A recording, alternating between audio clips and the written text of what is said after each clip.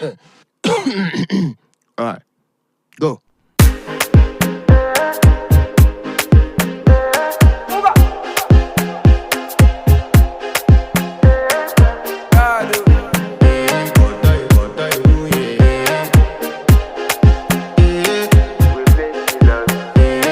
To flex my love, I want to impress, and I want to carry my love away to a place she loves. I'm a man, I want to impress, and I want to carry my love